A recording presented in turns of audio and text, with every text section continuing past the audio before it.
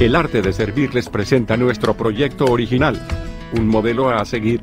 Una guía para conocer con claridad los pasos a seguir en tu nuevo caminar en la fe cristiana, con grandes herramientas que te formarán como un líder y un cristiano victorioso.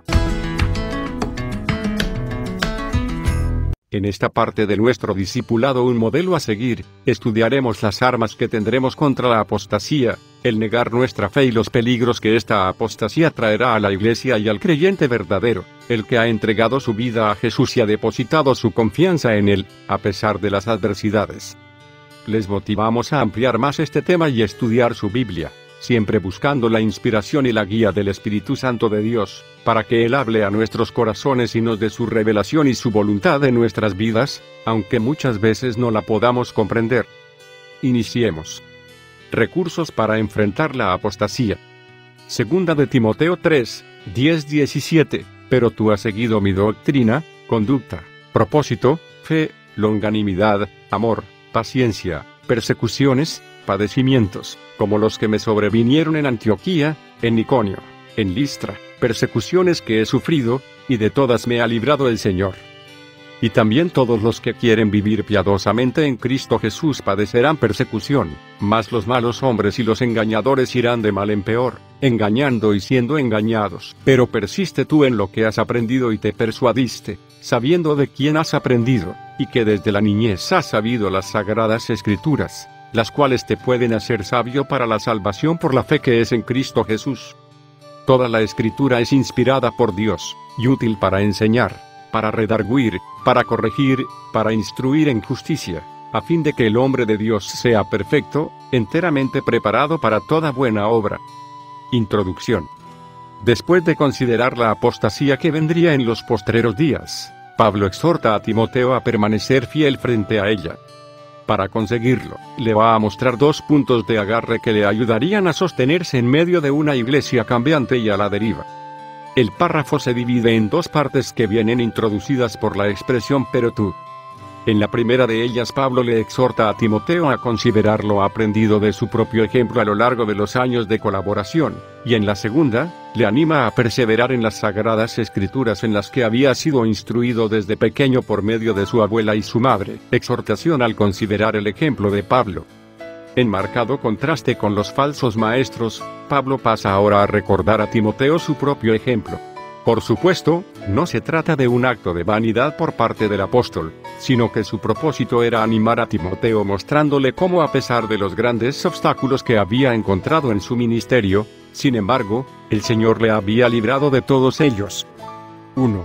La forma en la que Timoteo había aprendido de Pablo. Timoteo había estado al lado de Pablo por muchos años y sabía que a diferencia de los hombres descritos anteriormente, su vida había estado totalmente dedicada al servicio de Cristo. De todos los colaboradores del apóstol, Timoteo parece haber sido el que había estado más personalmente ligado a él, así que puede referirse brevemente a algunas de las circunstancias por las que había pasado, sin tener que dar más explicaciones, ya que Timoteo las había vivido junto a él y conocía los detalles de primera mano. Todo esto nos da una visión clara de cómo fue el discipulado que Pablo había desarrollado con Timoteo. Como maestro, no solo le había comunicado palabras e ideas, sino que completó su formación llevándole con él en su ministerio por las iglesias que iba formando, dándole la oportunidad de aprender junto a él cuál es el coste personal que tiene el servicio a Cristo. Y ahora, una vez más, le vuelve a abrir su corazón con toda sinceridad y transparencia para decirle que estas cosas nunca las debería olvidar. Reflexionando sobre este modelo de formación, hay que decir que fue el mismo que también el Señor Jesucristo usó con sus discípulos, aunque tenemos que reconocer con tristeza que cada vez se practica menos en nuestro tiempo.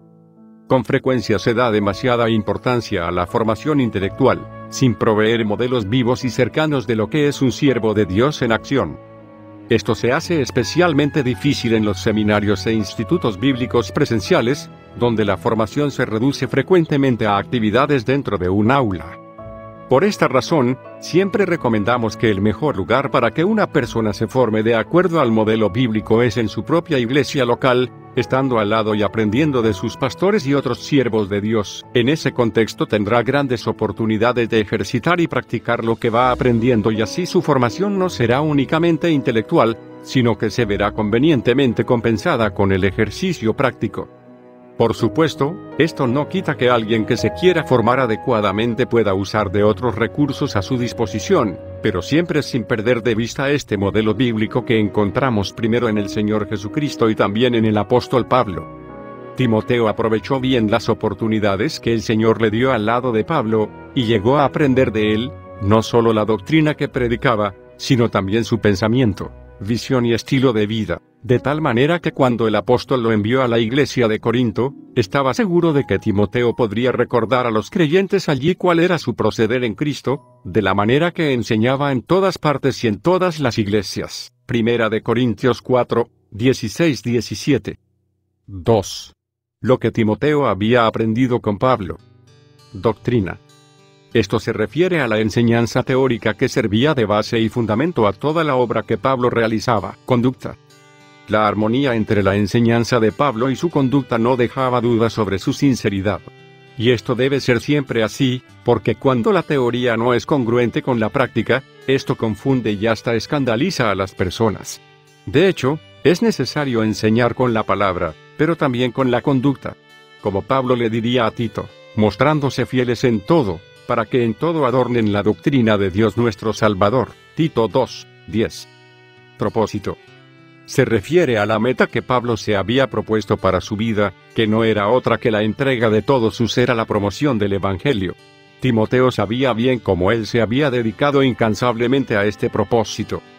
Para Pablo, el éxito personal, su propia promoción como apóstol, u otras cosas similares no figuraban entre sus intereses, ni siquiera parecía importarle demasiado su propia preservación personal. La única pasión en su vida era cumplir el propósito por el que había sido llamado por Cristo y glorificarle en todo. Hechos 20, 18-24. Fe. Podemos entenderlo como la fidelidad y lealtad con la que se había dedicado a servir al Señor y a su pueblo, aunque también se puede referir a su confianza en Dios y en su palabra como el poder que le impulsaba en este servicio. Longanimidad. Es el dominio propio al enfrentar provocaciones. Todos sabemos que el ministerio de Pablo no siempre era bien recibido, y que de hecho tuvo que tratar con duros oponentes tanto fuera como dentro de la iglesia. Timoteo había tenido innumerables ocasiones de comprobar su paciencia y su espíritu inquebrantable en el trato con todos ellos. En aquello que Dios le mandaba, Pablo nunca se rendía, nunca se daba por vencido, siempre perseveraba hasta el fin sin importarle el costo. Amor. Es el amor divino nacido del Espíritu Santo y que se manifiesta en el trato con todos los hombres, a pesar de cuál sea su condición o actitud. Paciencia. Mejor traducido como perseverancia. Transmite la idea de ser constante y avanzar sin sucumbir bajo las pruebas y la presión. Persecuciones. Todo lo anterior se había puesto a prueba en medio de los sufrimientos y experiencias adversas que le habían acompañado a lo largo de todo su ministerio. A continuación va a hacer un breve resumen de algunas de ellas y que Timoteo conocía de primera mano. Padecimientos, como los que me sobrevinieron en Antioquía, en Iconio, en Listra. Repasa su vida de servicio comenzando con su primer viaje misionero, Hechos 13, 14, 28, puesto que los padecimientos que marcaron su vida de servicio no se hicieron esperar.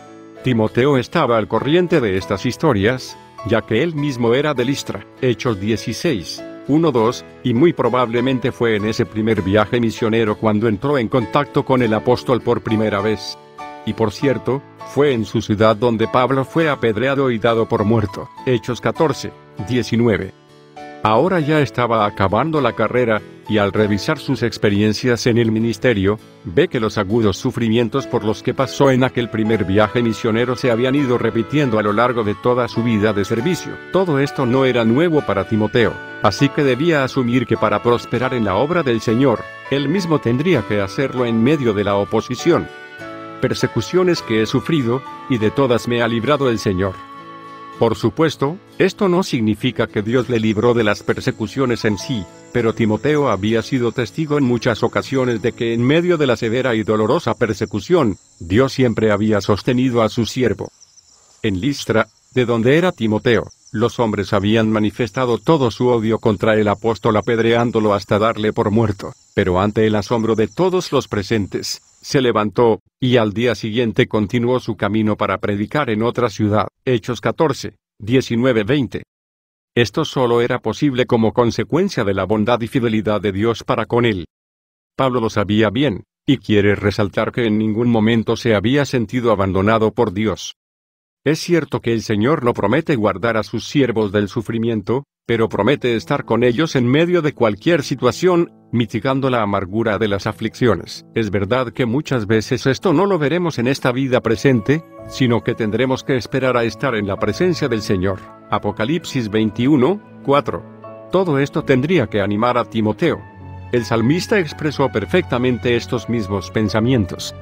Salmo 27, 1-5. Jehová es mi luz y mi salvación, ¿de quién temeré? Jehová es la fortaleza de mi vida, ¿de quién he de atemorizarme? Cuando se juntaron contra mí los malignos, mis angustiadores y mis enemigos, para comer mis carnes, ellos tropezaron y cayeron. Aunque un ejército acampe contra mí, no temerá mi corazón, aunque contra mí se levante guerra, yo estaré confiado. Una cosa he demandado a Jehová, esta buscaré, que esté yo en la casa de Jehová todos los días de mi vida, para contemplar la hermosura de Jehová, y para inquirir en su templo. Porque él me esconderá en su tabernáculo en el día del mal, me ocultará en lo reservado de su morada, sobre una roca me pondrá en alto. 3. El futuro de los cristianos fieles. La persecución y los padecimientos habían sido una parte integral del ministerio de Pablo. Esto ya le había sido mostrado por Dios desde el mismo momento en que se convirtió. Yo le mostraré cuánto le es necesario padecer por mi nombre. Hechos 9:16. Él lo había aceptado y había continuado hacia adelante. Pero ahora quiere enfatizar que este sufrimiento no era algo exclusivo de su ministerio apostólico, sino que formaría parte también de cualquiera que consagre su vida al Señor. Así que su exhortación ahora es a estar preparados para sufrir persecuciones, y también todos los que quieren vivir piadosamente en Cristo Jesús padecerán persecución. Este carácter ineludible de la persecución es una verdad que la Escritura proclama por todo lugar. Mateo 5, 10-12, Mateo 10, 28, Juan 15, 17-20, Juan 16, 1-4, Juan 14, 33, Primera de Tesalonicenses 3, 4. Sin embargo, debemos notar que son los que quieren vivir piadosamente quienes padecerán persecución. Aquellos que han tomado la determinación de vivir una vida santa, son los que sufrirán esto. El camino de los piadosos siempre está marcado por el sufrimiento. La razón de esta persecución es sencilla: la vida del creyente fiel va en la dirección contraria a la del mundo. Sus normas y principios, sus metas y propósitos, son tan diferentes de los del mundo, como la luz de las tinieblas. Al mismo tiempo, una vida piadosa pone en evidencia la maldad de los que no lo son, y a la gente no le gusta verse denunciada de esta manera. Por esa razón intentan destruir a los creyentes. Este es el verdadero origen de este enfrentamiento perpetuo. Y, por supuesto, en la misma medida en que crezca la degeneración moral del mundo, mayor será el grado de oposición que sufrirán los creyentes fieles. El diablo puede ignorar a los cristianos mundanos, pero uno que sea fiel al Señor despertará toda su hostilidad y odio. Por eso, tan pronto como un creyente manifieste su celo por Dios, esto dará lugar a que la ira del mundo se encienda contra él. La persecución del mundo contra los creyentes puede variar de intensidad y de forma en diferentes países y épocas. En ocasiones puede que esta ira se manifieste violentamente, hasta el punto de matar a los creyentes, pero no es esta la única forma en la que se muestra el odio del mundo. Otras veces lo harán murmurando, calumniando, levantando rumores, o cualquier otro método, con el fin de que el creyente sea perjudicado y destruido. Todo esto deja cicatrices en el creyente, que son el precio que ha de pagar por su lealtad a Cristo. Según este versículo, cada iglesia o creyente que se mueve en este mundo con tranquilidad, sin que nadie le moleste, debe meditar seriamente acerca de su compromiso con Cristo. 4. El futuro de los malos hombres. Después de haber tratado cuál será el futuro que le espera al cristiano fiel de todos los tiempos, pasa a describir cuál va a ser la suerte de los impíos, mas los malos hombres y los engañadores irán de mal en peor, engañando y siendo engañados. Se vuelve a referir a los hombres que ha descrito anteriormente en 2 de Tito 3, 2-9. Alguien podría pensar que estos embaucadores van a progresar mientras los cristianos fieles sufren persecución, pero no es así.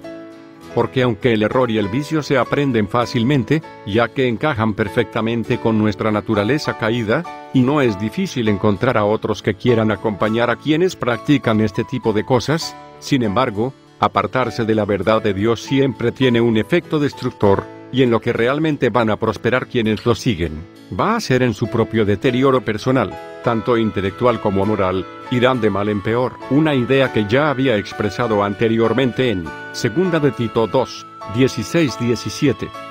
Notemos también que estos falsos maestros son activos en la propagación de sus engaños, irán engañando. Es decir, por un lado muestran una resistencia activa y beligerante contra los cristianos fieles y su enseñanza, 2 de Tito 3, 8, 2 de Tito 3, 12, y por otro, se esfuerzan en buscar adeptos para su causa usando métodos engañosos. La palabra engañadores se refiere literalmente a los plañideros profesiones. Son individuos astutos, que como ya hemos visto, se introducen solapadamente, 2 de Tito 3, 6. Son siervos de Satanás que usan sus mismas tácticas. 2 de Corintios 11, 13-15. Porque estos son falsos apóstoles, obreros fraudulentos, que se disfrazan como apóstoles de Cristo. Y no es maravilla, porque el mismo Satanás se disfraza como ángel de luz. Así que, no es extraño si también sus ministros se disfrazan como ministros de justicia, cuyo fin será conforme a sus obras. Pero mientras están ocupados en engañar a otros, ellos mismos están siendo engañados, recibiendo así la retribución de sus pecados. Las personas mentirosas acaban perdiendo la noción de lo que es la verdad y son presas fáciles de otros engañadores. Así que pueden llegar al absurdo de engañarse a sí mismos y a otros con total convencimiento. Esto demuestra la gravedad de su estado final. Exhortación a sostenerse en las Escrituras. 2 Tito 3, 14-17. Pero persiste tú en lo que has aprendido y te persuadiste, sabiendo de quién has aprendido, y que desde la niñez has sabido las sagradas Escrituras, las cuales te pueden hacer sabio para la salvación por la fe que es en Cristo Jesús. Toda la Escritura es inspirada por Dios, y útil para enseñar, para redarguir, para corregir, para instruir en justicia, a fin de que el hombre de Dios sea perfecto, enteramente preparado para toda buena obra. Después de haber considerado que estos seductores satánicos iban a continuar haciendo su obra malvada, y que los cristianos fieles tendrían que enfrentarse a sus mentiras y persecuciones, ¿cómo podrían los creyentes sostenerse frente a estas situaciones? Pablo va a explicar que el recurso principal para poder resistir los días malos que se avecinaban, sería continuar siendo fieles a la palabra de Dios, pero persiste tú en lo que has aprendido y te persuadiste. La palabra es la verdad que puede limitar el avance del error. Es la luz que hace desaparecer las tinieblas. Timoteo podía poner en ella toda su confianza dado su inmutable valor para equipar al hombre de Dios para cada necesidad que se pueda presentar. De hecho, él no solo había conocido la palabra desde su infancia, sino que también había llegado a estar persuadido de su veracidad. Por lo tanto, aunque él viera cómo otros parecían prosperar con la enseñanza del error, él no debía abandonar la verdad de las Escrituras para cambiarla por teorías y especulaciones humanas. 1. Sabiendo de quién has aprendido. Antes de que Pablo centre su atención en lo que había aprendido, quiere enfatizar de quién lo había aprendido. Y es que frente al carácter de los falsos maestros descritos anteriormente, Timoteo conocía bien la dignidad y el peso moral de quienes le habían enseñado las Escrituras, la fiabilidad de quienes le habían comunicado la verdad, unido al contenido de la enseñanza recibida, tenían que afianzar su confianza en las Escrituras. Cuando el contenido de lo que se enseña es la palabra de Dios, y la vida de quien lo enseña está en armonía con ella, entonces esto produce una confianza inamovible en quien está aprendiendo. Aunque Pablo había sido el principal maestro que Timoteo había tenido, sin embargo él se refiere ahora a su abuela Loida y a su madre Eunice, 2 de Tito 1, 5. Ellas, como muchos otros cristianos en la iglesia primitiva, creyeron bajo los dos pactos. Primero se habían arrepentido y buscado el perdón del Dios de Abraham, y más tarde, cuando escucharon el Evangelio de Jesucristo, supieron que la gran promesa de la venida del Mesías Redentor que Dios había estado haciendo durante siglos, se había cumplido en Jesús, e inmediatamente creyeron en Él como su Salvador y Señor. La influencia espiritual que Timoteo había recibido durante su infancia en ese ambiente familiar, dejó en él una huella permanente, tal como afirma el proverbio: instruye al niño en su camino, y aun cuando fuere viejo no se apartará de él. Proverbios 22, 6. Desgraciadamente, este es un gran privilegio que no todos tienen, por era normal que los niños judíos aprendieran las escrituras como una parte fundamental de su formación. Es importantísimo que los padres cristianos se tomen el mismo cuidado en la actualidad. 2. El contenido de lo aprendido, las Sagradas Escrituras. Otra cuestión fundamental tiene que ver con el contenido de lo que Timoteo había aprendido desde su infancia. Desde la niñez ha sabido las Sagradas Escrituras. Evidentemente, las Sagradas Escrituras se refieren aquí al Antiguo Testamento, puesto que su madre y abuela eran judías, Hechos 16, 1, y el Nuevo Testamento todavía no había sido escrito cuando Timoteo era niño.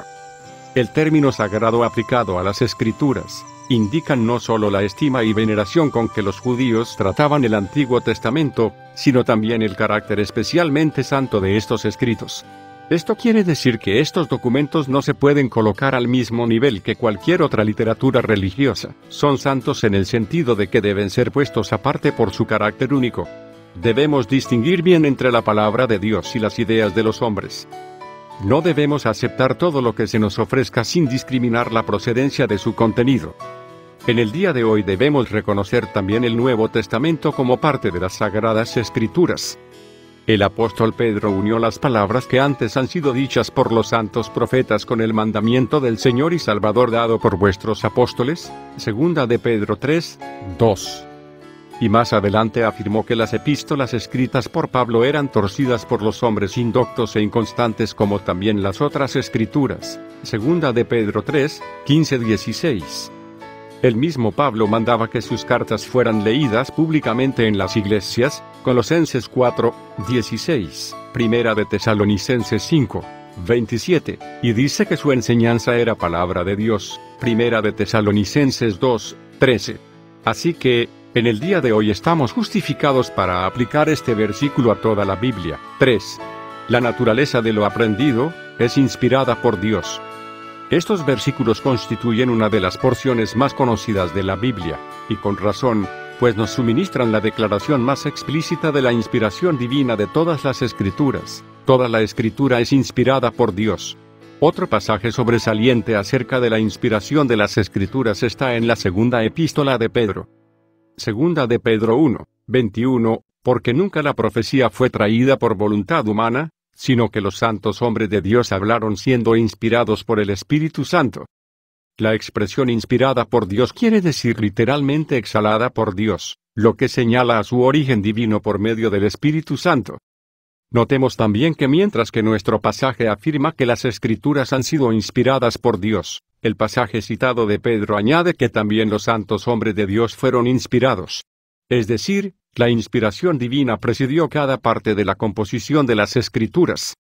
Debemos aclarar que la inspiración divina no anuló la personalidad de cada uno de los escritores bíblicos, pero garantizó que el producto final fuera únicamente palabra de Dios, exento de los errores que son propios de los hombres. La inspiración sirvió para iluminar la mente del escritor de tal manera que pudiera explicar cosas que iban mucho más allá de su propia capacidad humana, como por ejemplo las numerosas profecías incluidas en la Biblia que anunciaban acontecimientos del futuro y que en muchos casos ya han sido cumplidas con total exactitud. Notemos también que la inspiración de la Biblia no depende en ninguna medida del reconocimiento que la Iglesia ha hecho de estos escritos en diferentes momentos de la historia. Lo que se hizo en el Concilio de Hipona en 393 después de Cristo, o en el de Cartago en 397 después de Cristo, no añade nada a la inspiración de la Biblia. Solo puede reconocer un hecho que le viene dado. Este origen divino de la Escritura se explica por qué es provechosa y debe ser la norma suprema y absoluta de fe y conducta para toda la humanidad. 4. La utilidad de lo aprendido. En primer lugar se señala la utilidad de las Escrituras en relación con la salvación, las cuales te pueden hacer sabio para la salvación por la fe que es en Cristo Jesús. Según esto, el Antiguo Testamento era suficiente para conducir a una persona a Cristo para su salvación. Y por supuesto, si esto lo complementamos con las Escrituras del Nuevo Testamento, la luz y claridad aún es muchísimo mayor. Seguramente Pablo estaba estableciendo un contraste con los falsos maestros que ha descrito anteriormente como insensatos, engañadores, corruptos de entendimiento y réprobos en cuanto a la fe. Quienes los escuchen nunca pueden llegar al conocimiento de la verdad. Segunda Tito 3, 6, 9, 13. Se destaca de este modo el poder permanente de la palabra para conducir al pecador hasta la fuente de la salvación. Este es el propósito principal de toda la Biblia. Pero hay que tener cuidado, porque se puede ir a la Biblia en busca de otras cosas y dejar de recibir sus beneficios. Los judíos del tiempo de Jesús son un buen ejemplo de esto. Ellos trataban las Escrituras como un fin en sí mismas, al punto de que aunque éstas anunciaban a Cristo con total claridad, no lograron reconocerlo cuando estuvo entre ellos. Otras personas analizan las palabras y frases de la Biblia de una manera técnica y pierden de vista su mensaje de salvación. Y nunca faltan los que acuden a la Biblia por mera curiosidad, fascinados por el lenguaje de algunos libros como Apocalipsis, o por su belleza literaria o tal vez por el valor permanente de sus principios morales. Notemos también que esta sabiduría divina revelada en la palabra, tiene como finalidad llevarnos a la fe en Cristo Jesús como único medio de salvación, para la salvación por la fe que es en Cristo Jesús. Por supuesto, la fe no es una obra meritoria que nosotros aportamos para ganar la salvación, sino que es el cauce por el que recibimos todos los beneficios de la obra salvadora realizada por Cristo en la cruz. Ahora bien, las Escrituras no solo hacen sabio al hombre para la salvación, también son útiles para todas sus necesidades morales y espirituales. Veamos algunos de estos aspectos. Para enseñar.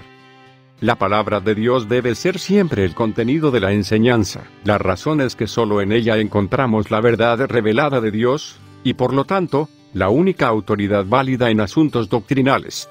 En el cristianismo de nuestros días, cada vez es más urgente volver a recuperar este énfasis en la enseñanza de la palabra, máxime cuando crece el número de predicadores que tienen como finalidad entretener a sus auditorios con anécdotas, monólogos graciosos, experiencias, y otras muchas cosas que difícilmente podríamos catalogar como enseñanza bíblica. Para redarguir.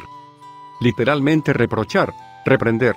Al enseñar la palabra de Dios, sale a la luz lo que es falso e inmoral, convenciéndonos de ello para que cambiemos nuestra forma de pensar y actuar. Solo la palabra puede penetrar de esta manera en el alma, la mente y el corazón del hombre. Hechos 4, 12-13. Para corregir. Las Escrituras son como la plomada divina que sirve para verificar todo pensamiento, motivación o acción, mostrando aquello que no es correcto. Luego, una vez que el pecador ha sido reprendido por la palabra, ésta puede guiarle también en el camino correcto para que enderece su vida. Por ejemplo, las Escrituras no solo reprenden al ladrón, el que hurtaba, no hurte más, sino que también le enseñan lo que debe hacer. Sino trabaje, haciendo con sus manos lo que es bueno, para que tenga con qué compartir con el que padece necesidad. Efesios 4, 28. Y por otro lado, no solo sirve para corregir moralmente, sino también a nivel doctrinal, puesto que la exposición fiel de la palabra saca a la luz los errores de los falsos maestros y nos enseña lo que es sano y provechoso. Para instruir en justicia. Comunica la idea de entrenar a un niño. Y de la misma manera, todo creyente necesita ser educado, entrenado y disciplinado en los principios de la justicia para que sea justo. A fin de que el hombre de Dios sea perfecto, enteramente preparado para toda buena obra. La palabra tiene la capacidad de hacer que el hombre de Dios, no solo el predicador, sino cualquier creyente, sea perfecto, es decir, completo y maduro. No necesita de otras cosas, como tradiciones religiosas o doctrinas de hombres. La instrucción por medio de la Escritura asegura a cada creyente la plena preparación para cumplir todas las demandas del Evangelio. Pero notemos que esta capacitación no solo es teórica, sino que ha de concluir necesariamente en toda buena obra. Considerando los grandes beneficios que la palabra de Dios tiene para la salvación y santificación de las personas, deberíamos comprometernos totalmente con su predicación y enseñanza. Este era el propósito fundamental de Pablo cuando escribía esto a Timoteo. Quería que fuera fiel a las Escrituras, basando su ministerio en ellas, fortaleciendo al pueblo de Dios por medio de ellas. La necesidad más grande que las iglesias y los creyentes de hoy tienen es conocer mejor sus Biblias. Solo así podrán hacer frente a los engañadores que proliferan en nuestros días, con sus vanas especulaciones que conducen a las almas perdidas hacia la condenación eterna. Efesios 4:14. Y sólo así será posible edificar al pueblo de Dios, librándole de aquellos que apartándose de la palabra causan interminables disputas que resultan inútiles, y sólo así será posible frenar en alguna medida la creciente depravación moral que sufre nuestro mundo. Amén. Estimado hermano en Cristo, esperamos que esta lección abra tu mente a buscar con más cuidado la guía de Dios y ser fuertes en medio de los tiempos difíciles, que ciernen sobre la humanidad, y que serán capaces de engañar a los mismos creyentes. Este estudio te da la oportunidad de seguir buscando y aprendiendo del ejemplo de los grandes hombres de Dios, que dedicaron sus vidas para servir a Cristo y a la causa de la fe y la salvación del mundo. Les esperamos en nuestra siguiente lección. ¿Qué pasará si creo en otra forma de salvación? Donde trataremos las distintas formas de creer y cuál es el camino a seguir según la Escritura bíblica. Comparte este material y ayúdanos a expandir la palabra de Dios al mundo. El arte de servir les motiva a seguir cada una de las lecciones, donde aprenderás cosas que cambiarán tu perspectiva y te ayudarán a encontrar la luz y esa guía en medio de tu caminar en la fe.